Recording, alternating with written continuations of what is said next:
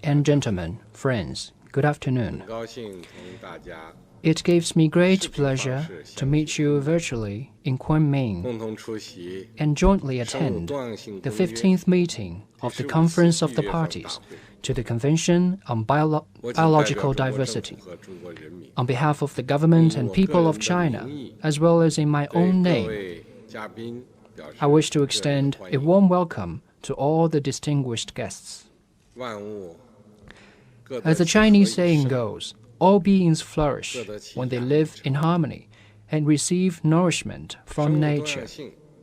Biodiversity makes Earth full of vigor and vitality and lays the foundation for human survival and development.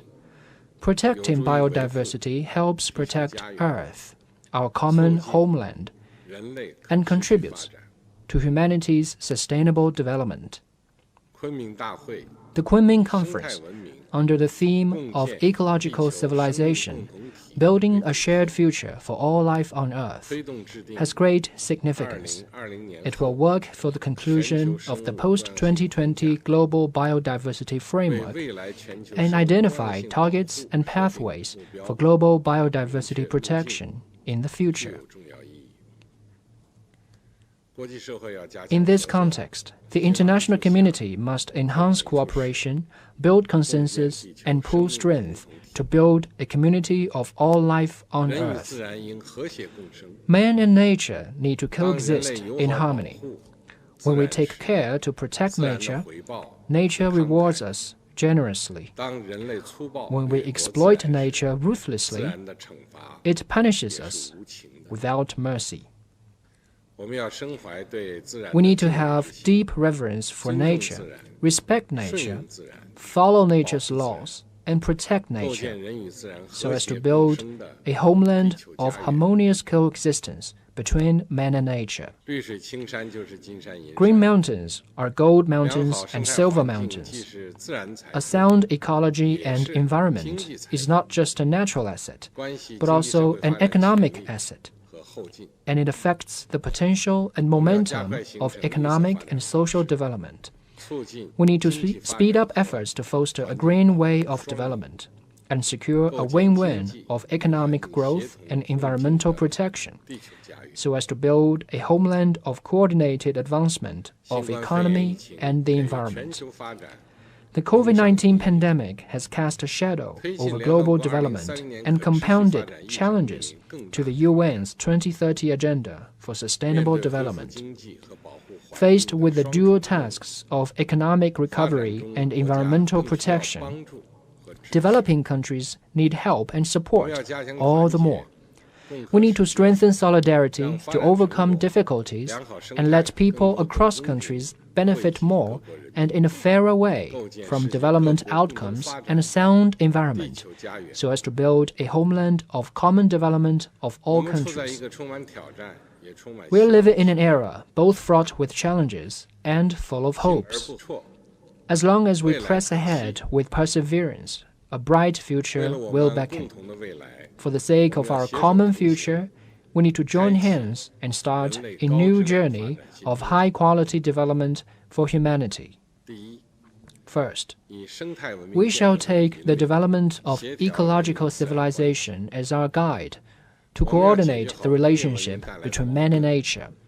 We need to solve the problems brought by industrial civilization, keep human activities within the limits of the ecology and environment, and carry out holistic conservation and systematic governance of mountains, rivers, forests, farmlands, lakes, grasslands, and deserts.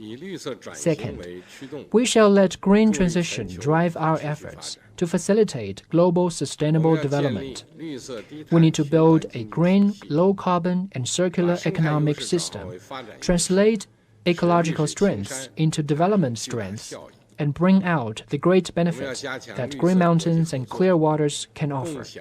We also need to step up green international cooperation and share the fruits of green development among all countries. Third, We shall concentrate on bettering people's well-being to promote social equity and justice. We need to keep in mind the people's aspiration for a better life, pursue win-win results in environmental protection, economic development, job creation, poverty alleviation, and other endeavors, and increase the sense of fulfillment, happiness, and security of people in all countries. Fourth, we shall take international law as the basis to uphold a fair and equitable international governance system. We need to practice true multilateralism and effectively honor and implement international rules, which are not to be exploited or discarded at one's own will.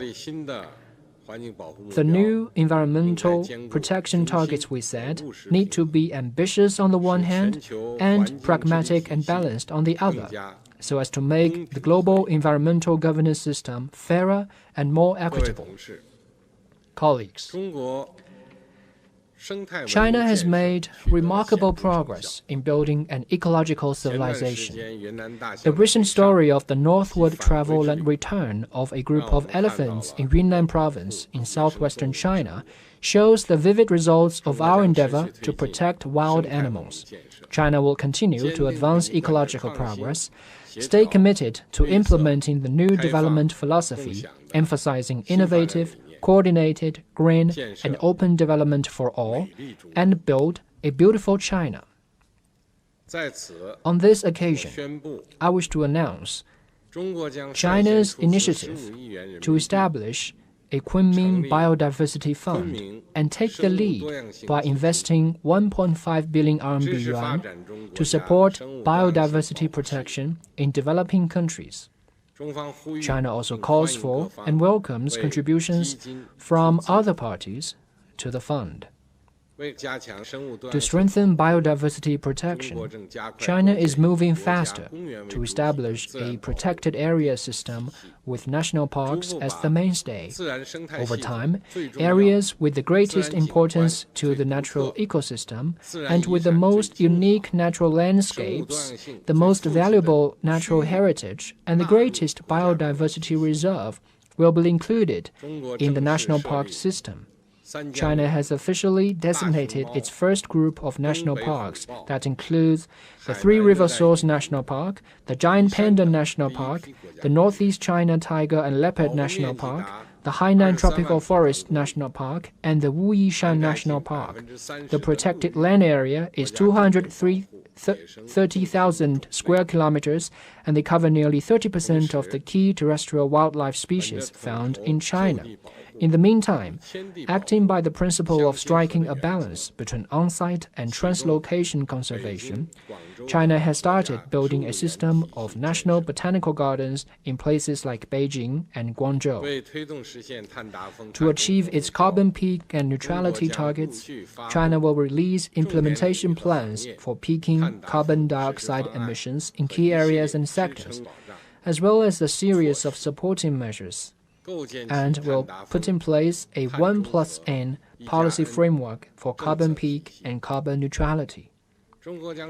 China will continue to readjust its industrial structure and energy mix, vigorously develop renewable energy, and make faster progress in planning and developing large wind power and photovoltaic bases in sandy areas, rocky areas, and deserts.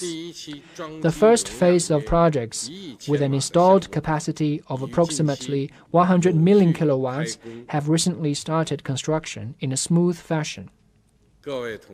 Colleagues, if we humanity do not fail nature, nature will not fail us. Ecological civilization represents the development trend of human civilization. Let us join hands, follow the philosophy of ecological civilization, and shoulder our responsibility for future generations. Let us make joint efforts to build a community of all life on Earth and a clean and beautiful world for us all. 习近平主席的